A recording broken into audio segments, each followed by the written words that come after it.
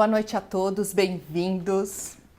É uma alegria estar com vocês agora, nesse momento, para a gente falar de um assunto tão importante nos dias atuais, que é como os nossos hábitos interferem na nossa saúde.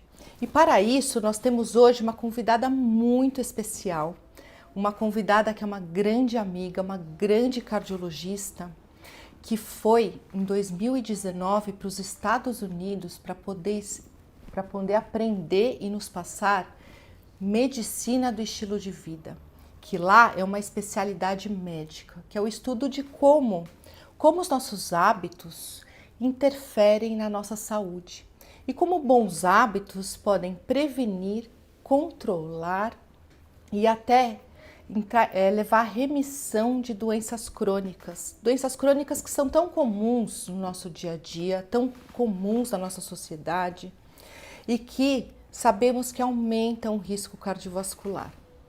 Então a convidada de hoje é a doutora Daniele Salahorn. Dani, muito bem-vinda, é um prazer estar com você hoje. Muito obrigada, boa noite a todos. Dani, para começar a nossa conversa, você poderia nos falar um pouco sobre a medicina do estilo de vida? Quais são os pilares para termos uma vida com saúde? Então, gente, boa noite novamente. Obrigada pela presença de todos. Mal, obrigada pelo convite. É sempre bom conversar com você. E, assim, acima de tudo, sobre um assunto tão novo hoje em dia, eu acho que a medicina do estilo de vida, né, o lifestyle medicine, é uma prática médica sem volta. Eu acho que é uma questão de tempo para isso ser difundido. Mas o que é isso? Na verdade, eu falo em prática médica porque não é uma especialidade ainda reconhecida no Brasil. Apesar de estar evoluindo muito, hoje já tem um colégio brasileiro de medicina do estilo de vida que está. A gente, né? Eu sou, inclusive, integrante desse colégio brasileiro, a gente está lutando para isso perante o CRM, então em breve será. Mas os Estados Unidos, como a Marina disse, é uma especialidade médica, sim, tem residência disso, sim. E o que é, né? A medicina do estilo de vida é uma prática médica que visa prevenir doenças e, em muitos casos, reverter doenças crônicas através da mudança de hábitos de saúde, através da mudança de hábitos de vida. Quais são os pilares que a gente chama da medicina do estilo de vida? O que a gente trabalha na medicina do estilo de vida para que o indivíduo tenha mais saúde de uma forma completa e integral? São 6 pilares, então. Pilar alimentação, gerenciamento do estresse, exercício físico, cessação do álcool e cessação do tabagismo, qualidade do sono e o último pilar, qualidade das relações humanas, qualidade das relações interpessoais, né? Do convívio do paciente na sociedade, do convívio do paciente no ambiente familiar. Então, a gente trabalha todos esses pilares para que o paciente ele consiga prevenir as doenças e reverter, inclusive, algumas doenças crônicas, tá? Basicamente isso. Nossa, e esse é um assunto que é tão ligado à nossa área, né, ao nosso dia a dia, ao que a gente vê no consultório, né? Acho que o que eu estou vendo muito no consultório atualmente, e isso, eu não sei você, mas eu senti uma piora grande na pandemia, né? É que as pessoas em geral pioraram hábitos e com isso estão voltando com muitas doenças crônicas que antes até eram compensadas, né? Elas estão chegando com essas doenças descompensadas, porque o remédio que era adequado para o tratamento no passado, com a piora de hábitos, aqui o que a gente vê, piora da alimentação, né? Com 1 ano de isolamento, em geral as pessoas diminuíram muito o nível de exercício físico. Aqui está muito frequente as pessoas que ganharam peso. Eu não sei se você nota também, Dani, mas como as pessoas ganharam peso e com isso, quando a gente vai avaliar o perfil metabólico, a gente vê uma piora, né? E algo que eu tô frisando muito no dia a dia no consultório é isso, as pessoas se conscientizarem de que, eu até falo, né? Assim, eu acho que para um ano tão atípico que a gente passou, agora quase um ano e meio, nós fizemos o melhor que deu até agora, né? E chegamos até aqui. Mas aí estamos no momento de voltarmos a nos conscientizar da importância de bons hábitos, né? Então, por isso que eu acho que é tão valiosa essa nossa conversa. Porque para os pacientes entenderem que como eles devem voltar a se cuidar melhor para buscar o controle mais adequado dessas doenças crônicas, né? Então, eu agradeço, Dani, de coração você estar aqui mais uma vez, porque é valiosíssimo esse estudo, né? E esse conhecimento e esses ensinamentos. E tem também um outro perfil de paciente também, que é muito frequente, que são pacientes jovens, são pacientes que ainda não têm doenças, não têm comorbidades, mas o que a gente vê, que eles já pioraram os hábitos e que eles estão começando a ter alterações metabólicas. E aí, Dani, eu queria que você falasse um pouco sobre prevenção, sobre como essas pessoas jovens, se elas se conscientizarem desde já, que elas devem olhar melhor para esses bons hábitos, como elas podem prevenir doenças e ter uma vida com mais equilíbrio, mais bem-estar, e com isso, cultivar uma vida também mais saudável. Né? Eu não sei você, mas esses são dois grandes perfis de pacientes que eu tenho no consultório. E até muitos eu convidei, e eu agradeço aos que estão presentes agora, e eu agradeço a presença dos que vão nos assistir também depois. Para começar, Dani, um dos pilares que você comentou, que eu tô vendo assim muito no consultório, e assim, eu acho que os pacientes adorariam ouvir de você orientações. São queixas relacionadas ao sono, à qualidade do sono. Isso está em nível assim, a incidência está altíssima de queixas relacionadas ao sono. Você pode nos falar um pouquinho, nos contar um pouco do que é um sono normal, quando a gente suspeitar que realmente o sono não é normal e buscar algum caminho para melhorar? Não, perfeito. Assim, concordo com todas as suas colocações em relação ao que a gente vê no consultório, em relação ao aparecimento de doenças crônicas em pessoas cada vez mais jovens, e é realmente o que a gente vê hoje no dia a dia.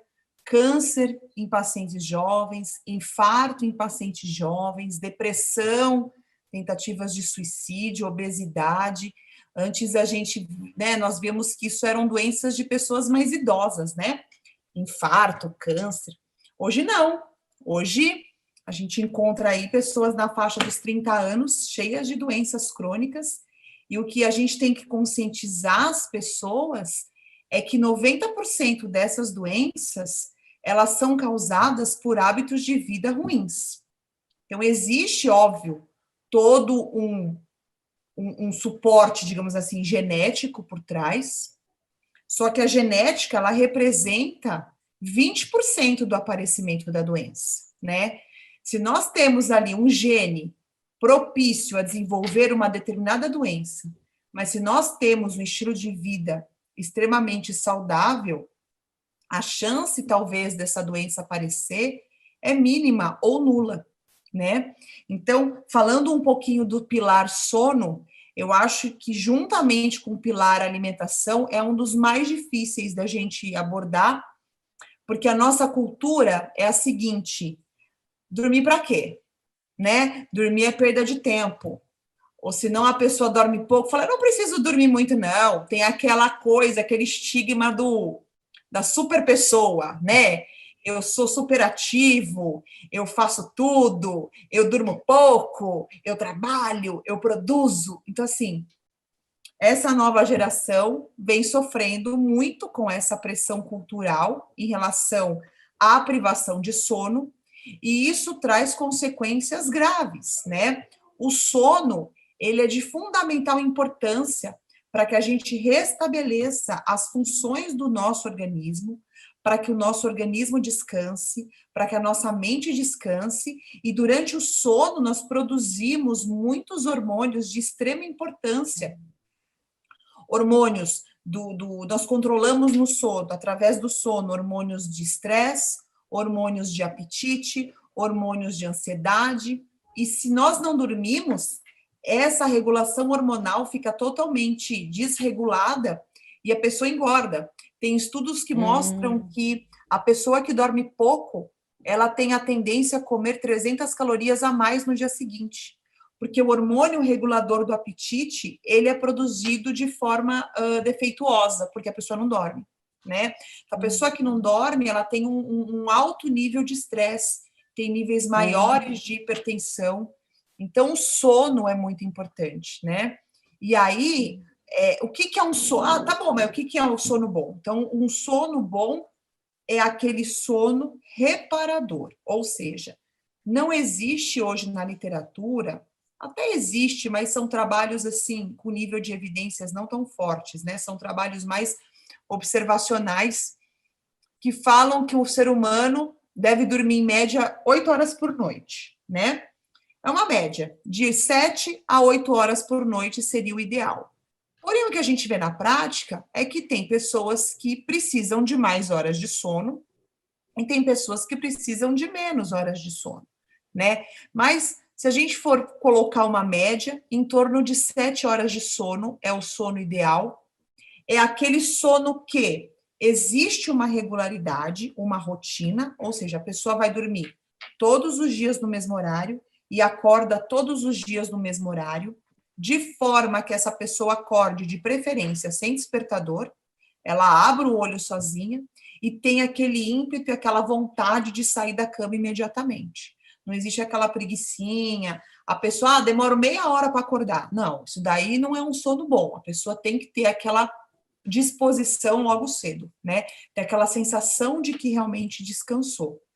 O sono, ele é eficaz quando a pessoa não acorda durante a noite, quando a pessoa ela dorme a noite inteira. Portanto, um paciente que ronca precisa ser abordado se esse paciente ele ronca ou se ele está acordando com esse ronco. Tem muitas pessoas que têm a apneia do sono e não percebem que acordam, né? E a latência do sono, ou seja, o tempo de deitar na cama e dormir não deve ultrapassar 20 minutos, tá?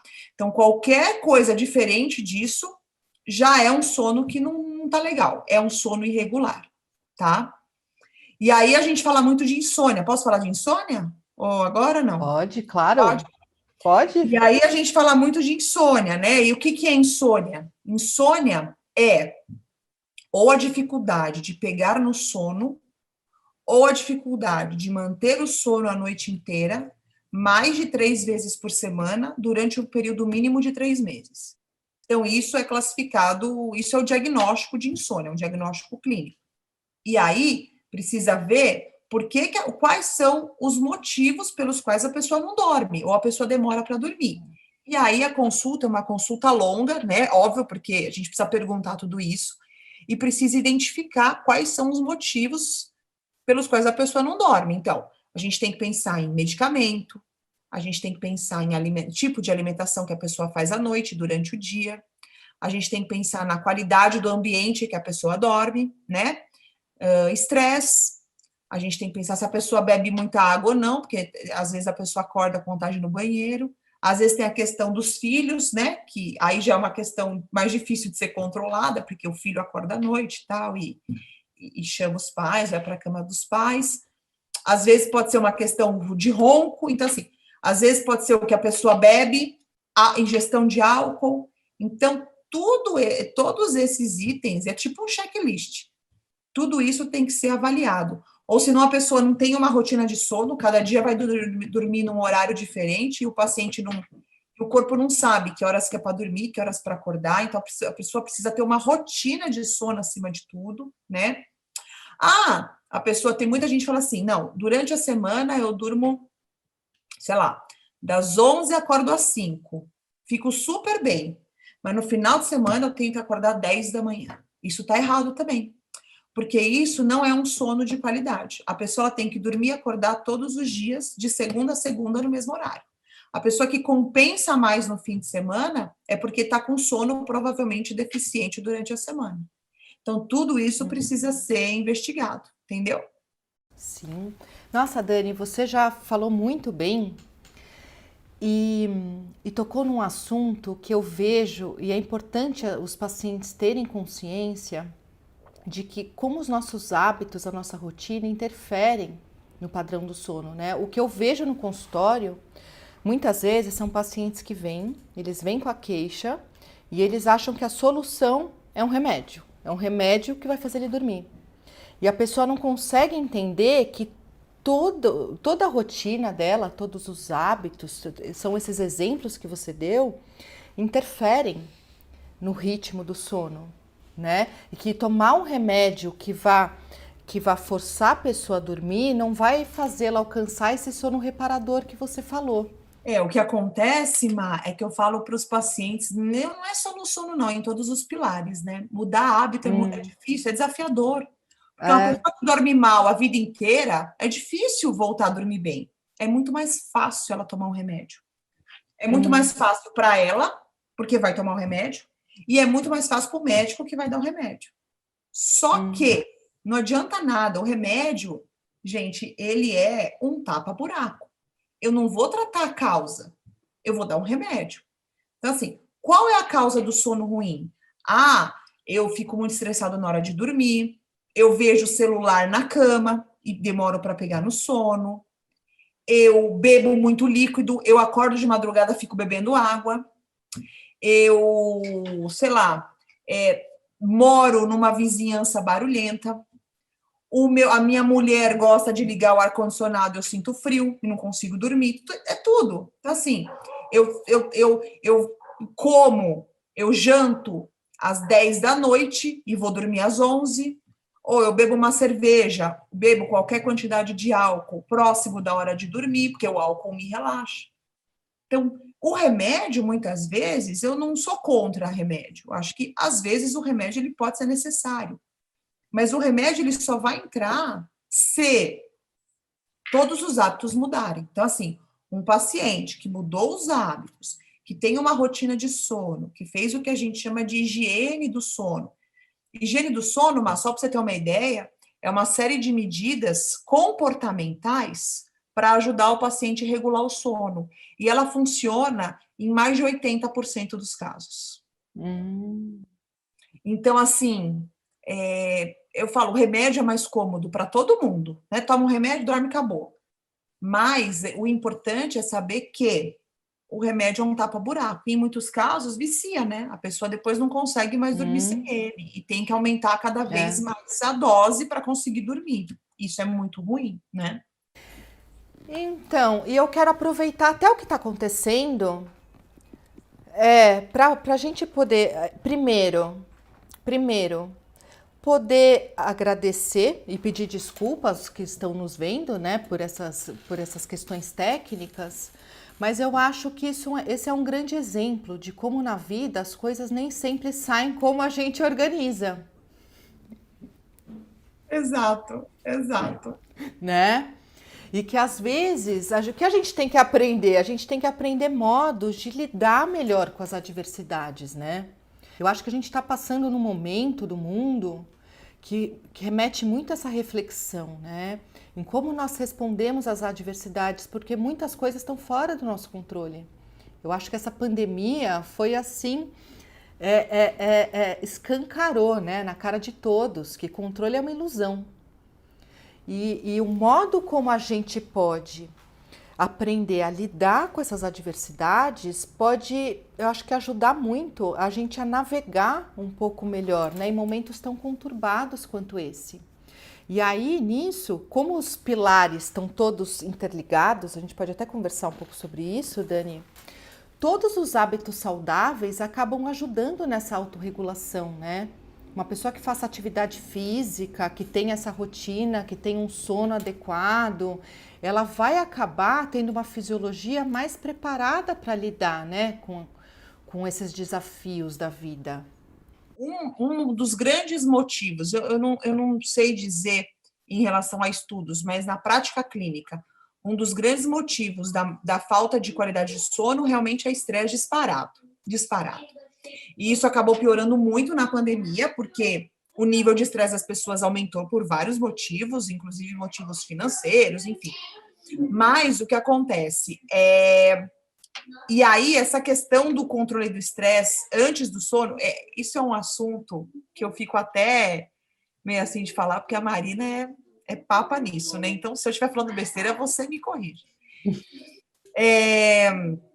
A gente sempre indica essa questão, né? Falando um pouquinho do sono mais especificamente, depois eu passo para os outros pilares que você me perguntou. A gente indica que o paciente tenha esse momento de relaxamento pré-sono. Então, pelo menos 1 hora antes, o que a gente indica? A gente indica que o paciente desligue todos os eletrônicos, né? Que ele procure relaxar, ler um livro repousante ou assistir durante a noite, né? Porque assim, o paciente tem aquele estresse o dia inteiro e vai assistir coisa ruim na televisão, entendeu? Então, assim, a gente também pede para que ele se policie em relação ao que ele ouve, ao que ele vê e ao que ele lê. Porque isso também é um contribuinte para um estresse muito grande, né? Então, a gente pede realmente que o paciente ele melhore essa questão. E o que acontece? Os pilares, eles estão interligados, por quê? Olha só, um paciente muito estressado, a partir do momento que começa a fazer atividade física, o estresse diminui. Por quê? A gente libera era aí que eu queria chegar. Porque a gente libera um monte de hormônios durante a atividade física que faz com que o estresse diminua. Uma alimentação de qualidade, olha só, fast food, tranqueira, produto industrializado, eles aumentam a incidência de estresse e depressão em 40%. Só que daí vira um ciclo vicioso, porque a pessoa come a tranqueira. Eu vou falar tranqueira aqui para vocês sabem o que é, o fast food. A pessoa come o fast food, come a tranqueira, por conta de ansiedade, porque quando você está ansioso, você não vai querer comer um pé de alface, você vai querer comer a farinha. Então, a pessoa ansiosa vai comer a alimentação errada, geralmente é farináceo e açúcar.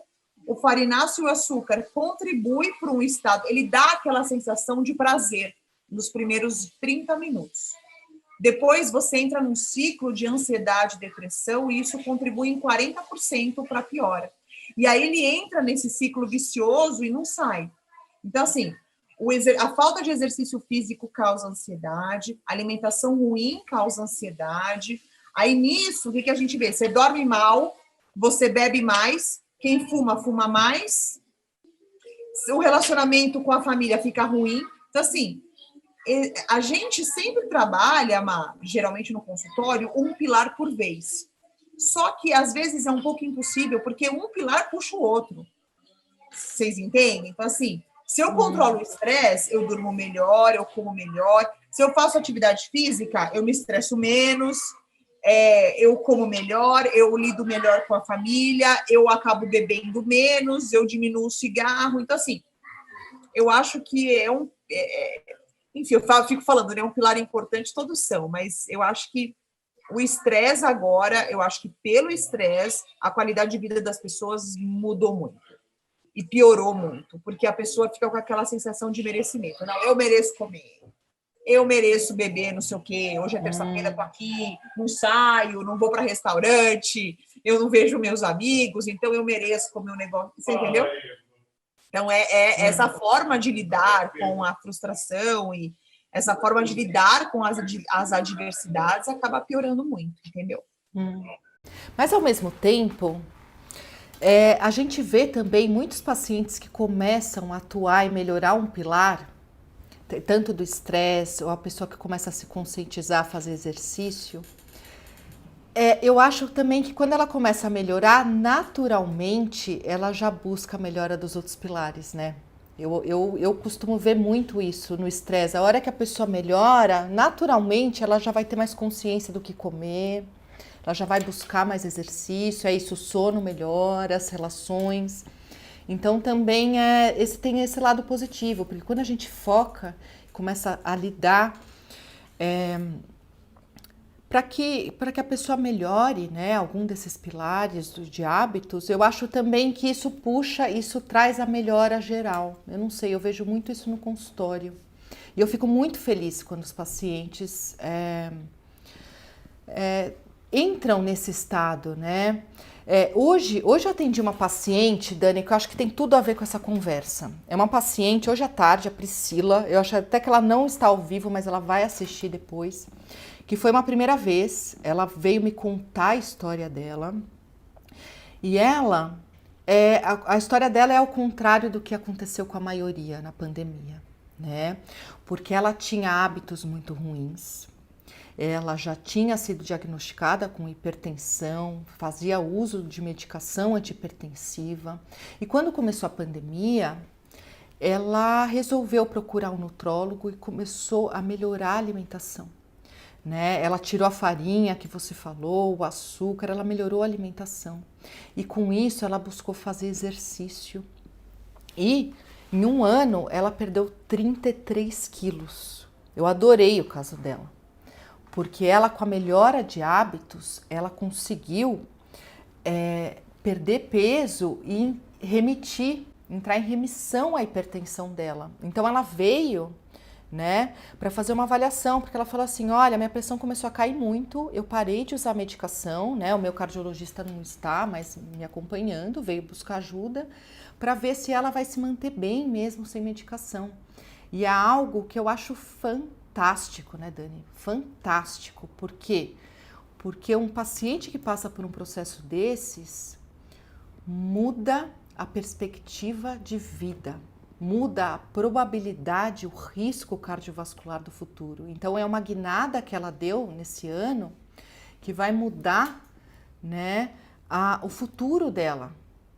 E eu até falei para ela, eu falei, seria ideal que você tivesse aqui e contasse, porque para os pacientes perceberem que isso é possível, né, Dani? Isso é possível. Você deve lidar muito com isso no consultório, né? Do ponto de vista prático, até para ajudar mais o paciente a conquistar os objetivos, a gente trabalha um pilar de cada vez.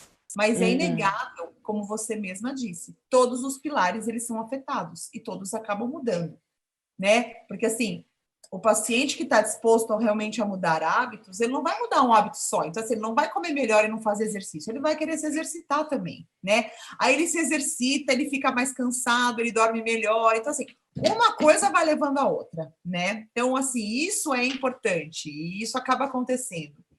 E o que eu acho em relação a esse caso é que, assim, além dos benefícios maravilhosos que ela teve em relação à saúde dela, isso acaba empoderando o paciente de uma forma ele se sente, aquela coisa como eu vou explicar assim, ele fala, eu posso tudo, eu consegui mudar, eu posso tudo, e é uma paciente que vai ficar sem remédio para hipertensão ou vai ficar com uma dose, assim, mínima, né?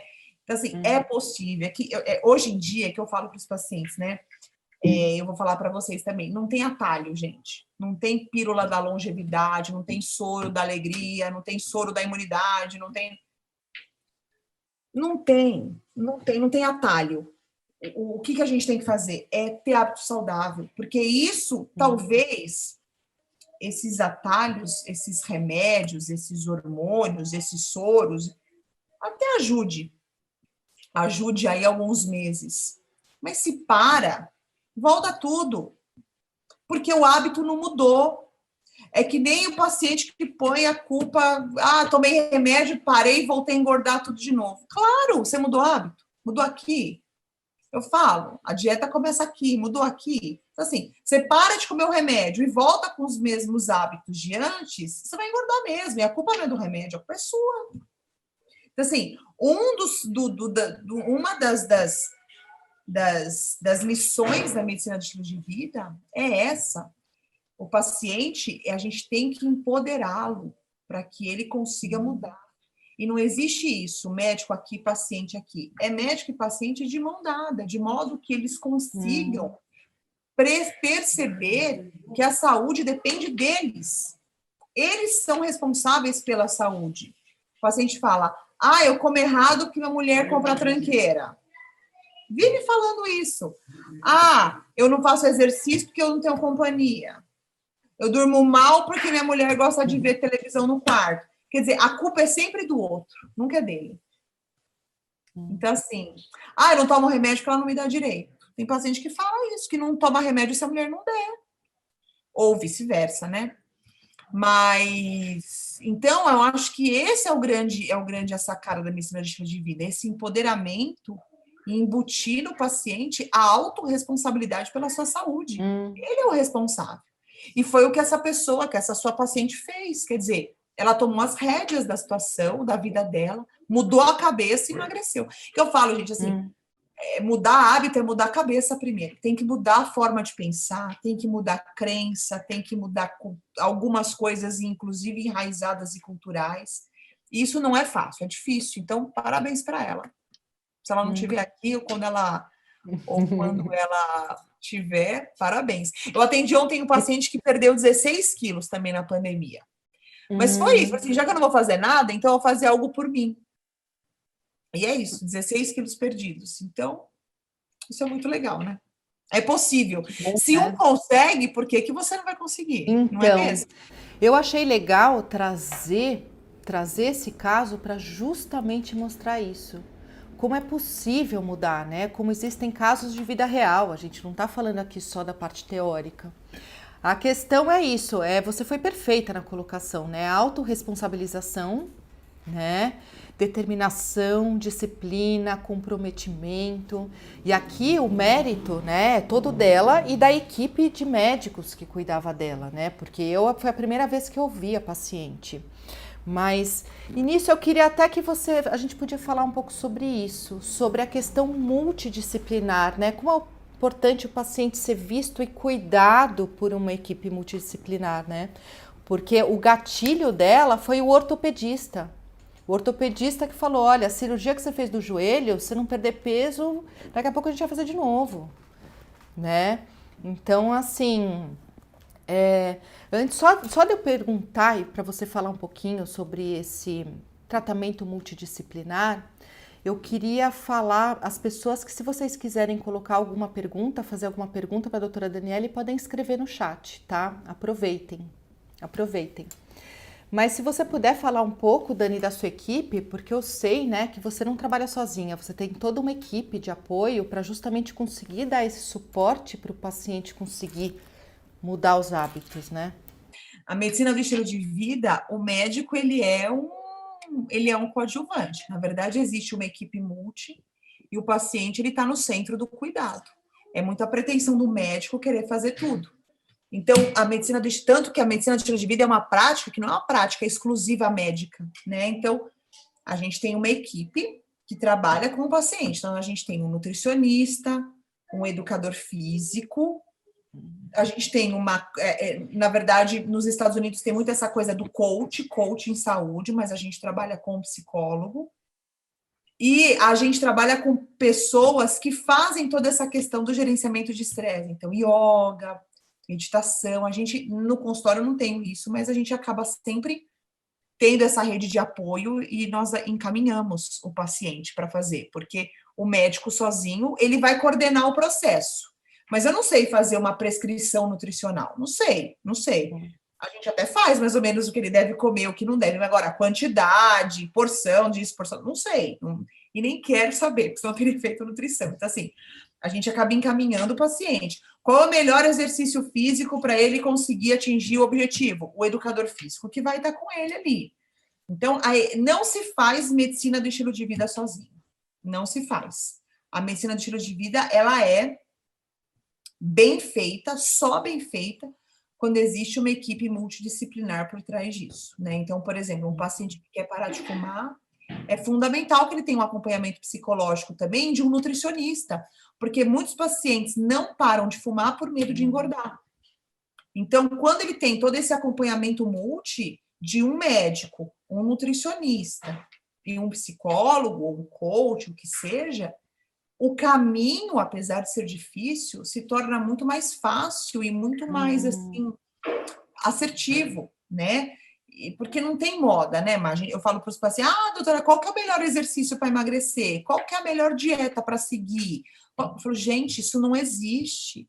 A melhor dieta é aquela que você consegue fazer a longo prazo.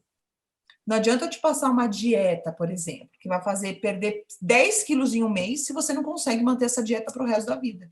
A dieta da sopa. Quem consegue comer sopa a vida inteira? Então, não é uma dieta boa, sabe assim? Então, existe um equilíbrio. Quer dizer, isso é sustentável para você? Você vai conseguir fazer isso daí? Então, beleza. Então, essa é a melhor dieta para você. O melhor exercício é corrida. O paciente odeia correr. Vou indicar a corrida? Não vou, porque ele até vai correr um mês, mas depois ele não vai conseguir mais manter a corrida, né? Então, o melhor exercício, eu tenho uma paciente que ela gosta de fazer balé. Ok, ela vai fazer o balé. Vou enfiar a paciente na academia? Não vou, porque ela vai pagar a academia, vai um mês e não vai voltar mais. Então, ela faz balé. Ela faz balé 3 vezes por semana. Acabou, tá ótimo. Ela tá 1 ano e meio fazendo balé sem parar. Então, assim, é isso, entendeu? E a equipe multi tem um papel fundamental nisso, Mar. Eu não faço medicina de estilo de vida sozinha, eu não sei fazer medicina de estilo de vida sozinha. E o encaminhamento, ele é sempre necessário. Então, o paciente, ele passa por todo esse processo juntamente comigo, entendeu? Perfeito, perfeito. Eu acho que isso também está muito alinhado a toda a filosofia, tudo que a gente fala aqui no Posso Mudar, né? Porque toda a ideia de trazer vocês, convidados especialistas, é que vocês complementem, integrem tudo que a gente fala no consultório, né? Eu não preciso saber tudo e falar tudo. A ideia de trazer os especialistas escolhidos a dedo aqui é justamente poder trazer esse conhecimento, essa motivação para que vocês integrem um tratamento e tenham melhores resultados. Porque é o que a doutora Daniele estava falando. É possível você sozinho em casa resolver mudar e alcançar resultados ótimos? É possível. Mas se você tiver ajuda, se você tiver uma metodologia, uma equipe multidisciplinar que te direcione, o caminho se torna um pouco mais fácil, né? Então esse é o trabalho de todos nós, todos os convidados aqui do bate-papo, eu tenho uma gratidão imensa, porque vocês vêm compor justamente esse tratamento que é o que realmente eu acredito de coração que seja o melhor para os meus pacientes. Então, Dani, muito obrigada, viu? Aqui a Margarete está fazendo uma pergunta. Ela já perguntou se o tempo de sono necessário varia de pessoa para pessoa, que você já disse que sim. E ela pergunta se a idade influencia. Boa noite, Margarete. Influencia sim, tá?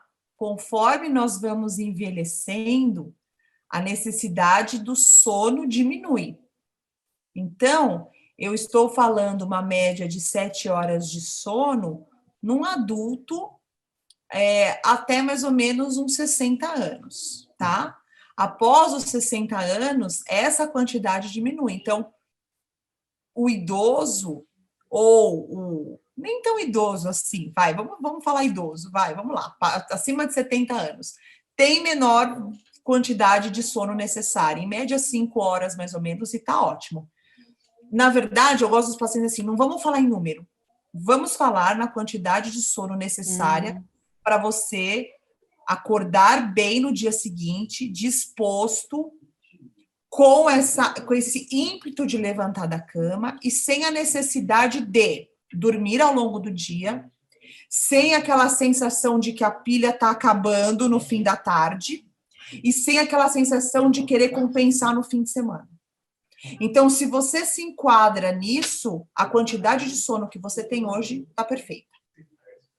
Agora, vamos falar de um pilar, que isso é algo também tão importante, tem tanto benefício, né? A hora que a gente vai ver as comprovações científicas das pesquisas, não param de chegar benefícios que a atividade física traz, né? Como o exercício físico regular traz tantos benefícios para o corpo, para a mente também, né? Se a gente está falando em estresse, está falando em ansiedade nesse momento tão agitado, né? Como um exercício regular pode ajudar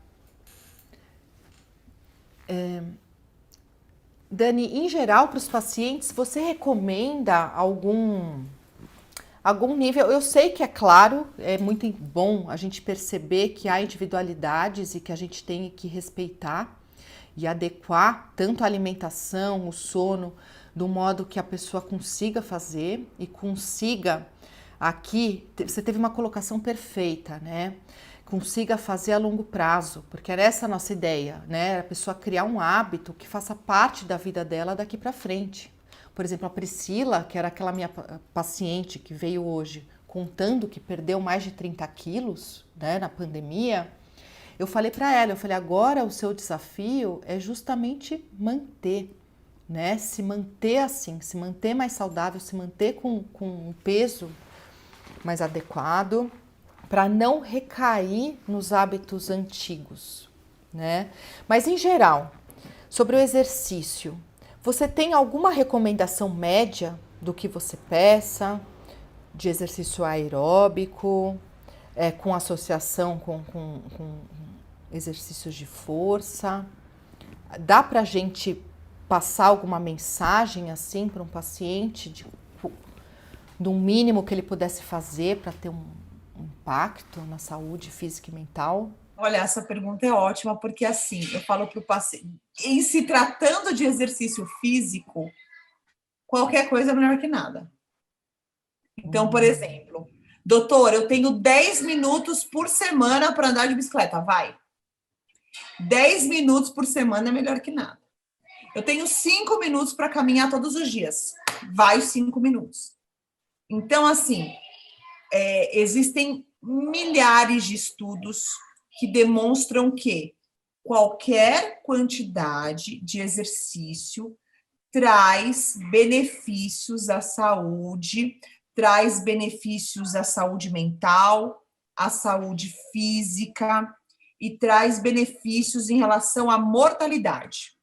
Um paciente mais ativo morre menos. Então, vamos explicar isso um pouco melhor. Existem 2 tipos, né, de conceito aí, que é o exercício físico e a atividade física. Eu acho que é importante esclarecer isso, Má. O que é o exercício físico? O exercício físico é aquele tipo de atividade física que você vai fazer de forma com propósito. Eu vou colocar o meu tênis e vou sair para caminhar 1 hora. Ou eu vou para academia, eu vou para o Pilates. Isso é exercício físico. Atividade física é qualquer movimento que você faça ao longo do dia, tá? Então, regar o jardim, fazer uma jardinagem, descer e subir escada na sua casa toda hora. O que acontece? O nosso cérebro, ele não consegue identificar e diferenciar o que é um exercício e o que é uma atividade física. Então, quanto mais ativo for o seu dia, melhor, mesmo que você não faça exercícios. Então, uma pessoa que não faz exercícios, mas que sobe e desce escada o dia inteiro, uma pessoa que caminha o dia inteiro no trabalho, uma pessoa que troca o elevador pela escada, por isso que se fala muito isso. Uma pessoa que mexe pouco em controle remoto, uma pessoa que precisa descer para o andar de baixo de casa para pegar um copo de água, uma pessoa que caminha com um cachorro, essa pessoa morre menos. Essa pessoa tem mais saúde do que a pessoa que não faz nada. O que também não adianta um paciente que trabalha na tela do computador o dia inteiro, 10 horas por dia, e faz 1 hora de exercício. Isso também não adianta, porque o dia inteiro dele é muito sedentário. Então, o que a gente recomenda para 1 hora e meia, levante 5 minutos e dê uma caminhadinha de 5 minutos. Isso é importante também, tá? Foi feito um estudo que avaliou 2 grupos de pacientes obesos. Os pacientes que passavam mais de 6 horas na televisão e o paciente que não assistia televisão. Independentemente do peso, quem não assistia televisão morria menos, porque se exercitava mais. Então, qualquer tipo de exercício, ele é benéfico. Qualquer coisa. Se a gente for pensar na saúde cardiovascular, aí é diferente. Se a gente for pensar em coração, especificamente, o que se recomenda é 150 minutos de atividade física por semana, de intensidade leve, ou 75 minutos por semana de atividade moderada. Isso é em relação à saúde cardiovascular. Mas em relação ao benefício de diminuição de estresse, melhora da qualidade de vida, qualquer atividade física ela é benéfica. Qualquer movimento é benéfico. O corpo precisa se movimentar. O corpo não nasceu para ficar parado, né? Em relação, por exemplo, à perda de peso, para a pessoa que realmente perda de peso não, desculpe, para a pessoa que emagreceu e quer manter o peso, o exercício físico é de fundamental importância para a manutenção do peso perdido. Aí essa pessoa precisa fazer 300 minutos por semana de atividade física. Então, varia muito. Varia muito em relação ao objetivo. Mas a minha mensagem é: qualquer exercício, qualquer atividade importa. Qualquer atividade faz a diferença. Se nós fôssemos ser bem criteriosos, Má, eu vou falar aqui para a população geral, tá? Seria o quê? 150 minutos de atividade física por semana, incluindo, nesse tempo, 2 vezes por semana de musculação, 1 vez por semana de atividade física de equilíbrio, que eles falam de balance, né? E 2 vezes por semana de alongamento. O que a medicina do estilo de vida preconiza é isso daí, tá? Só que a gente sabe que muitas vezes isso não é possível para todo mundo. Então, o que a pessoa fizer, tá bom. O importante é se movimentar, né? E qual exercício? Eu falo para o paciente, que exercício que eu faço? O que você gosta? Qual exercício que você gosta? Ah, eu gosto de tal, então faz esse. Ah, não gosto de nenhum. Então vai ter que aprender a gostar. Porque aí não tem jeito. Aí eu forço. Porque o exercício, ele é assim, para quem não gosta de fazer, eu falo, gente, tenta. Vamos criar o hábito. Exercício é hábito. Você vai me xingar 1 mês. Mas depois desse mês você vai começar a me agradecer. Porque você vai começar a sentir falta, vai começar a sentir prazer pelo exercício e vai começar a gostar. Então, quem não gosta de nada, eu falo, não é possível que você não goste de nada. Alguma coisa você tem que gostar. E a gente faz a pessoa ir em frente. Perfeita a sua colocação para o momento atual que nós estamos passando, né? Com mais de 1 ano de isolamento, né? A grande maioria das pessoas reduziu muito tanto o nível de atividade física quanto de exercício físico. E o caminho aqui é buscar fazer o que der, né? Melhorar. A gente ainda tem muitas restrições, tem muitas limitações, mas a mensagem foi perfeita. O que for é melhor do que nada. Vamos começar, vamos sair, né? Sair desse estado, né? De ficar em casa na frente da TV o dia todo ou trabalhar o dia inteiro no computador sem ter esses momentos de pausa e movimento. E algo que todo mundo pode melhorar um pouco. E um pouco é sempre melhor do que nada. Eu achei perfeita a colocação. Dani, um pilar também muito importante, também muito afetado, acho que todos são interligados, né? Mas é a questão da... a questão da... Todos. Quanto mais dá para separar, não dá. Nós somos todos interconectados e se você mexe num ponto, você está mexendo em todo o sistema. Né? Mas é a questão das relações sociais, né? Que também foram muito afetadas nesse período da pandemia, né? Nós não podemos mais viajar, nós não podemos mais confraternizar com os amigos, com a família. E temos que achar modos de nos reinventar, né? Da outra vez, na outra conversa, você falou sobre solidão, né? E o quanto a solidão pode impactar na saúde do corpo e na saúde cardiovascular. Você pode nos contar um pouquinho? A solidão, tem vários trabalhos sobre solidão, e solidão não é estar só. Solidão é se sentir só, é diferente, né? Então, eu posso estar rodeado de pessoas e me sentir só, isso é solidão. Ou eu posso estar sozinho, isolado do mundo e não ter esse sentimento de solidão. A solidão, ela mata muito mais que infarto. Uma pessoa que se sente só, ela é uma pessoa menos produtiva, ela é uma pessoa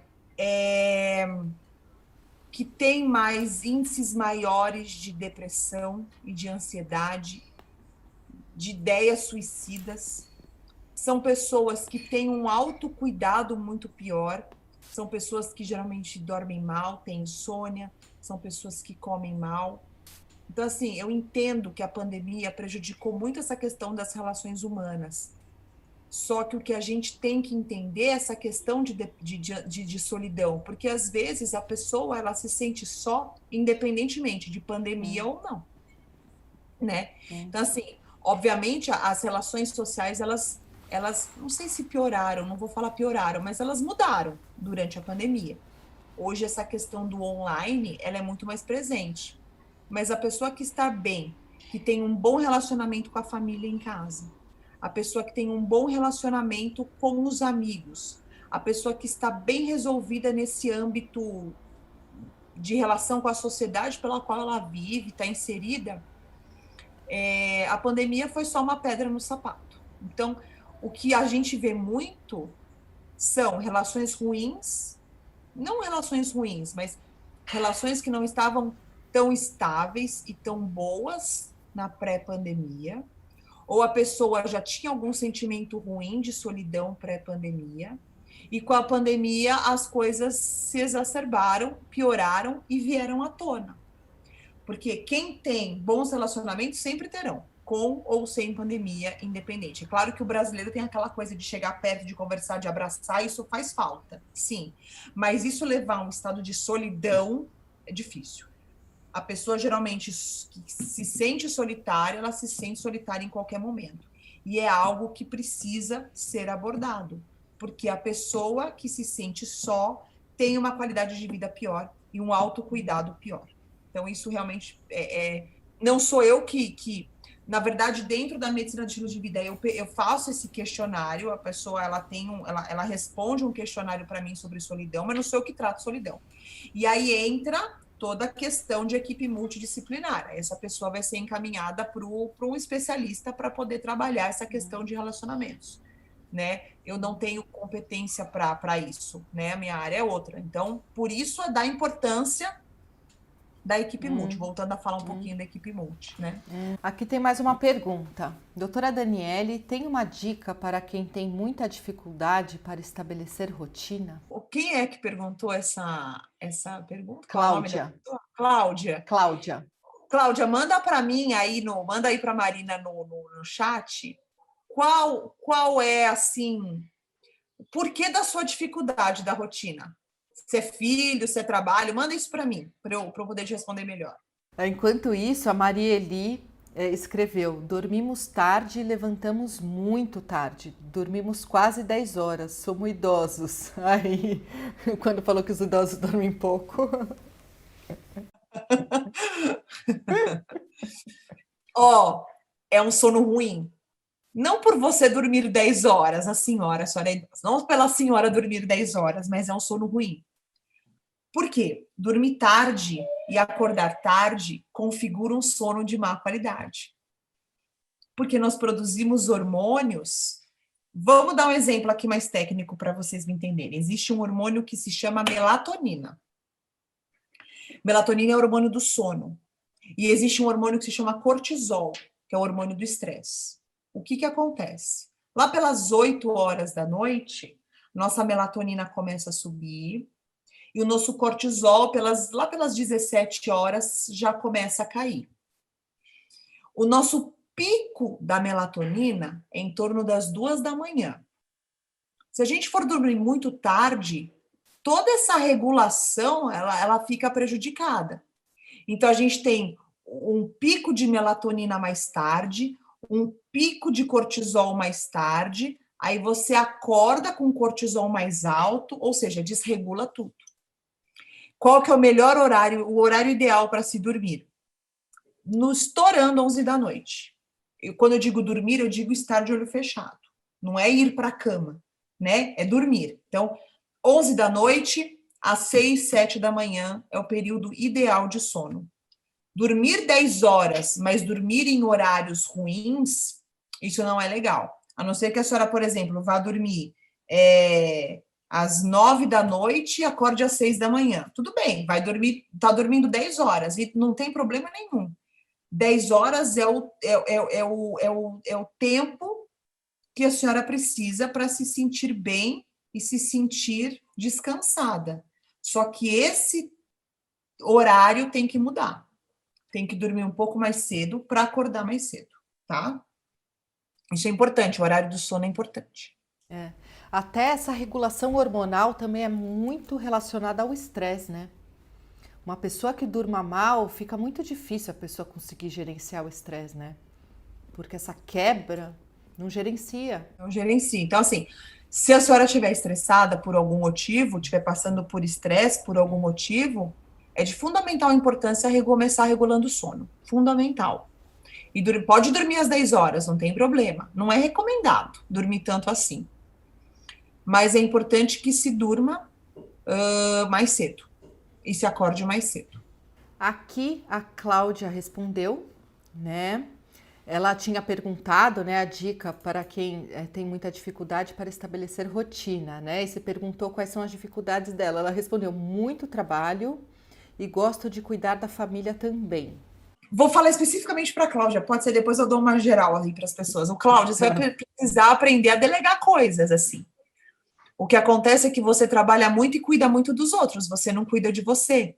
Então, qual que é o seu dia? O seu dia é trabalhar e cuidar da família. E aí? Por que você não estabelece rotina, Cláudia? Porque você gosta de estar no controle de tudo, tanto no trabalho quanto no controle da sua família.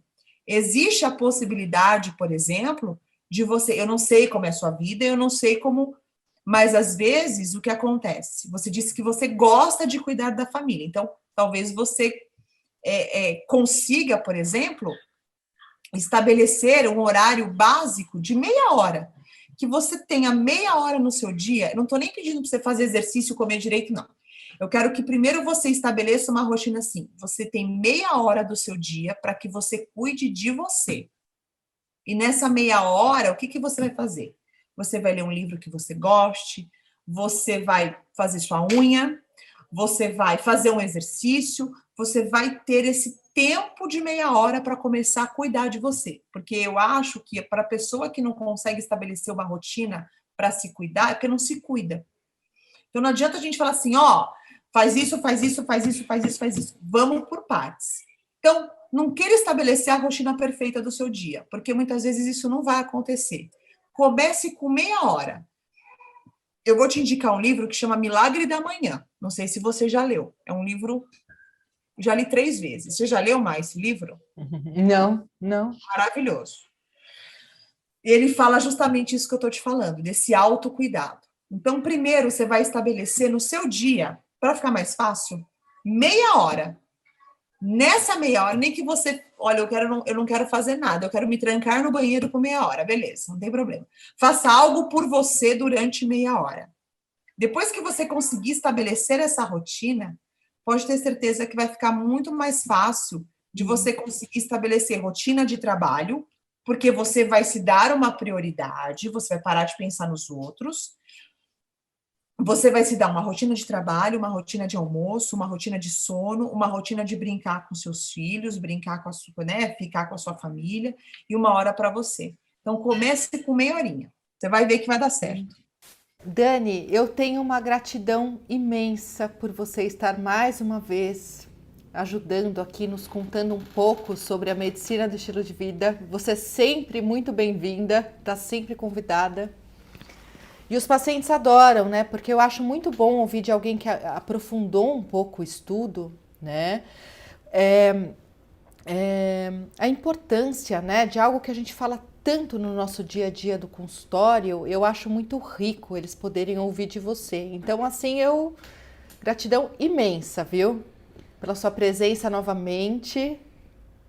Na verdade, o prazer é meu. Eu amo falar sobre isso. Isso é meu trabalho, é um propósito de vida mesmo que eu encontrei Hum, dentro da cardiologia. hum, E a gente está aqui para divulgar saúde. Eu acho que, hum. gente, não tem atalho. Não vão gastar toneladas de dinheiro em suplemento, em remédio para isso, remédio para aquilo. Façam arroz, feijão bem feito, entendeu? É isso. E para a gente finalizar, eu vou só. Algo que me marcou muito na nossa conversa semana passada não, ano passado, né, que já está fazendo praticamente um ano, foi para finalizar. Eu perguntei para você se você tinha um conselho para os pacientes. Eu não sei se você vai se lembrar disso, mas foi, eu acho, o ponto fundamental. Para mim, foi o ponto principal da nossa conversa.